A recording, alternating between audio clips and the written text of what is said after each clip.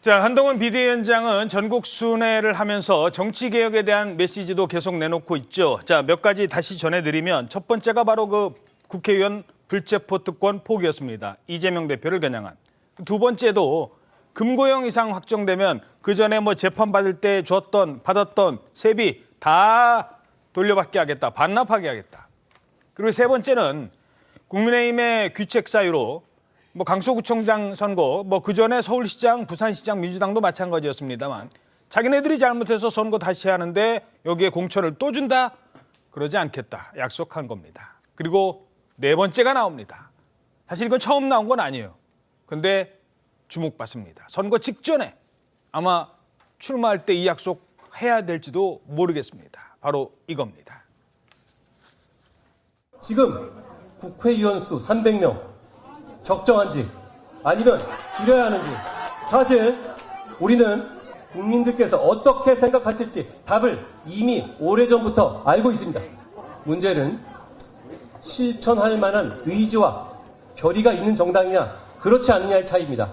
우리 국민의힘은 이번 총선에서 승리해서 국회의원 수를 300명에서 250명으로 줄이는 법 개정을 제일 먼저 발의하고 통과시키겠습니다. 자, 그런데 250명으로 줄이겠습니다. 와, 이거 총선 직전에도 한 약속이에요. 그런데 민주당에서는 이런 반발이 터져나옵니다. 에이, 이거 또 나오네, 떴다방. 한동훈 위원장은 의원 정수 문제를 선거철 반짝 인기를 위해 떴다 방식 공약으로 던졌습니다.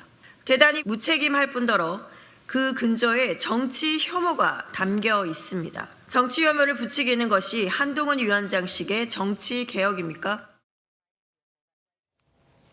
자, 선거 국회의원 수 줄이겠다 대놓고 반대하는 의원들 없습니다. 근데 법은 안 통과돼요. 근데 이런 얘기가 상대당에서 나오니까 저건 떴다방이다. 왜 이런 반응을 보였을까요? 그 유권자들 입장에서 본다면 국회의원 수 현재 300명인데 이 300명이 너무 많다. 걸핏하면 뭐 왜 각 당 모두 뭐 당론으로 정하자 이런 얘기 하지 않습니까? 그럼 그 심하게 얘기하면 2명이면 되는 거예요? 당론이잖아요, 당론. 예. 왜 그렇게 그 각자의 의견을 존중하지 않느냐? 뭐 이런 이제 한국의 정치 문화 때문에 국회의원 수 300명씩 과연 필요하냐 하는 이제 주장을 많이 하고 그것이 유권자들의 그 공감을 얻는 경우가 대단히 많습니다. 그래서 이제 저런 공약이 나오는데 그러면 저게 현실성이 있느냐? 이런 부분을 지금 민주당이 그 주목을 하고 있는 거죠. 저런 공약 지금까지 수십 번 나왔는데 대한민국 정치사에서 단 한 번도 국회의원 수를 줄이는 안이 국회를 통과한 적이 없습니다. 그렇죠? 그렇죠. 그리고 지금 민주당은 내심 국회의원 수를 늘리자고 하고 있습니다. 김진표 국회의장도 마찬가지죠. 늘리자고 하고 있거든요. 그런 점에서 본다면 현실성은 없어 보인다. 설령 그 국민의힘이 제1당이 돼서 국회의원 수를 250명으로 줄이는 안을 국회에 올린다고 하더라도 제가 보기엔 통과될 가능성이 없다. 이렇게 보기 때문에 민주당이 저렇게 얘기를 하는 거죠.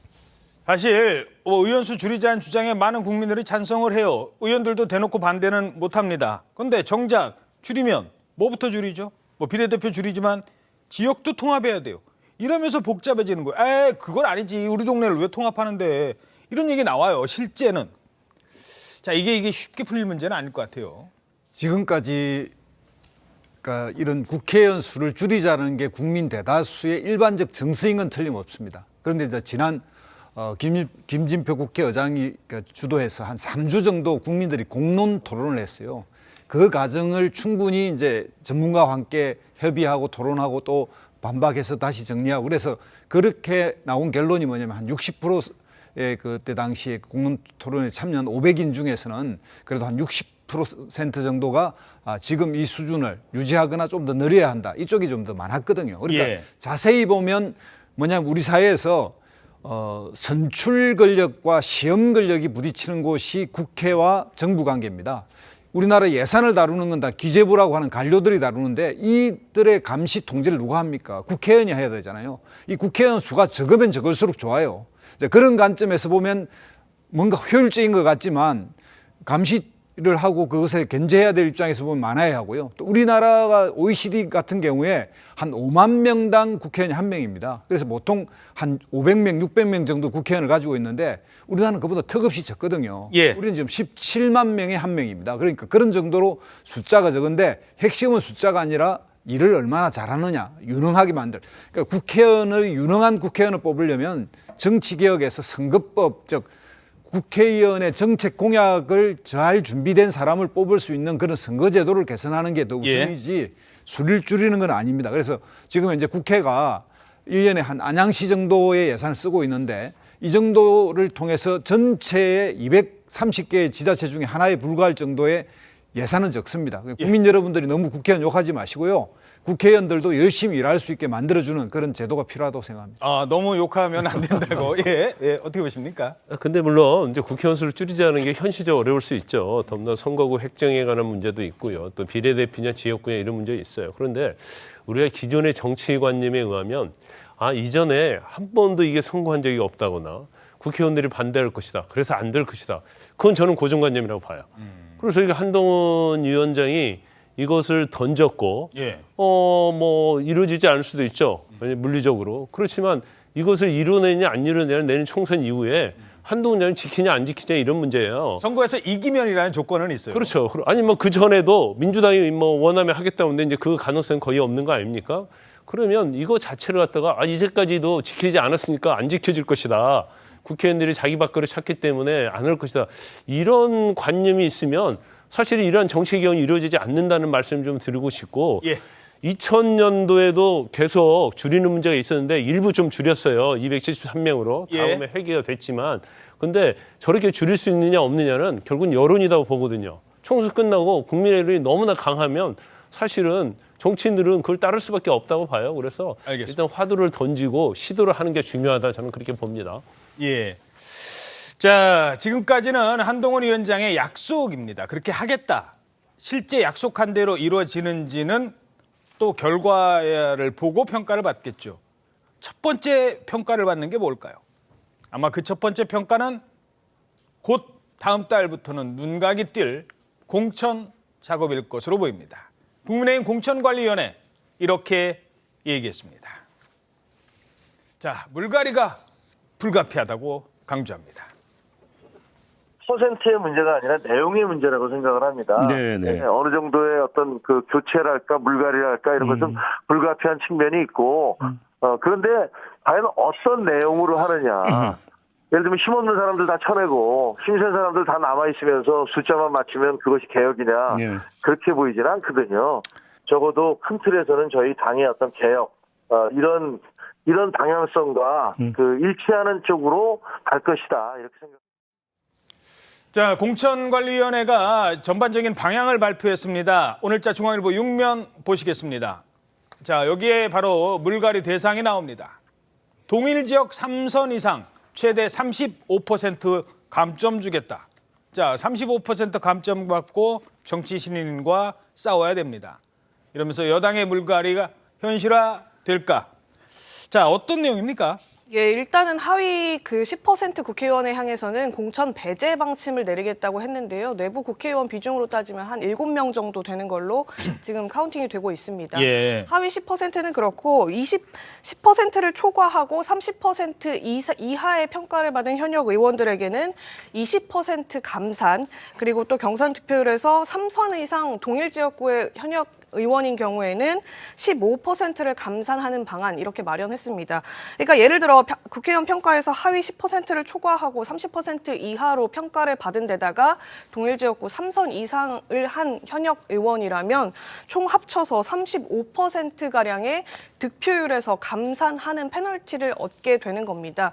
그래서 사실상 이게 텃밭 지역구와 또 중진 현역 의원들을 물갈이하기 위한 사전 작업이 아니냐 이렇게 해석을 하는 부분인데요. 있는데요. 실제로 지금 여당 내에서 동일 지역에 3선 이상 현역 의원이 꽤 많습니다. 5선에는 민주당에서 넘어간 이상민 의원을 시작으로 해서요. 정우택, 정진석, 또 조경태 의원 등이 있고 4선과 3선에도 뭐 윤석열 대통령의 핵심 인사로 꼽히는 권성동 의원이나 김기현 전 대표, 또 김학영 의원, 윤상현 의원, 김도읍, 김상훈, 박대출 의원 등이 포진해 있습니다. 자, 지금 화면에 나오고 있습니다만 마치 이제 물갈이 얘기를 하면서 또 요즘 이렇게 구체적으로 실명을 거론해서 해당 의원들께는 좀 죄송하고 미안한 마음이 있습니다. 근데 다 그분들 하나하나는 또 할 얘기들이 있어요. 예를 들어서 뭐 이상민 의원, 아니 지금 민주당에서 국민의힘 갔는데 5선이라 공천 안 준다? 자, 윤상현 의원 4선 됐지만 국민의힘 공천 받아서 된 적은 2번밖에 없어요. 나머지 2번은 본인 스스로 무소속으로 나와서 당선된 겁니다.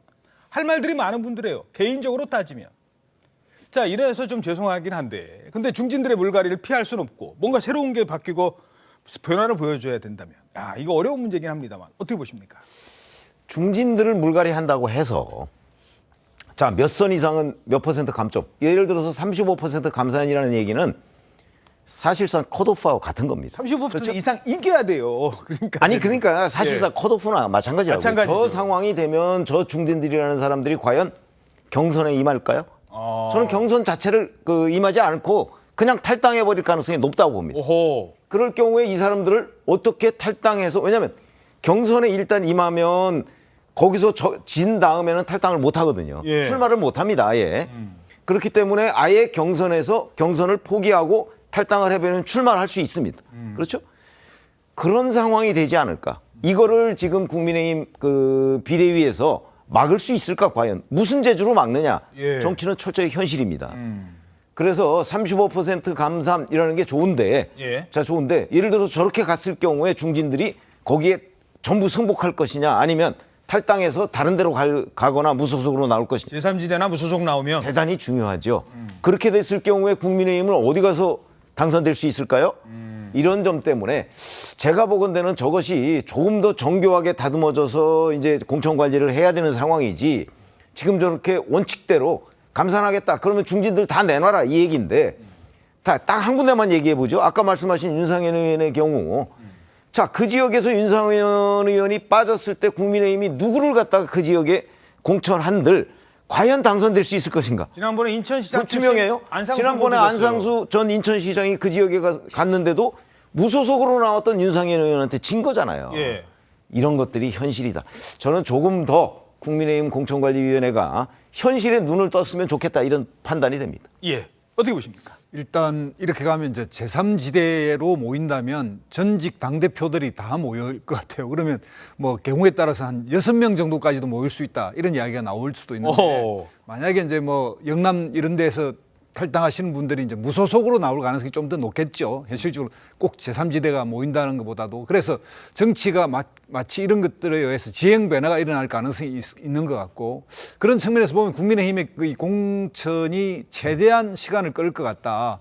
즉 3월을 넘겨서, 그러니까 3월 15일 등록 직전까지 시간을 끌 가능성이 좀 있어 보입니다. 그런데 그럼에도 불구하고 이제 한국 사회에서 한번 돌아봐야 하는 거는, 정치가 경륜이 쌓여야 되는 건 틀림없습니다. 지금 바이든 대통령 같은 경우에는 대통령을 포함해서 40년의 경력을 가지고 계십니다. 그러니까 이게 우리 사회에서 너무나 이렇게 정치에서 신상품을 좋아하다 보니까 우리는 역대로 계속 물갈이를 한 50% 전후를 항상 물갈이 해왔습니다. 근데 이 물갈이를 해왔음에도 불구하고 만족을 못하고 있거든요. 그래서 이런 물갈이가 우선은 혁신으로 보이고 새로운 걸 보이지만 중요한 것은 내용이죠.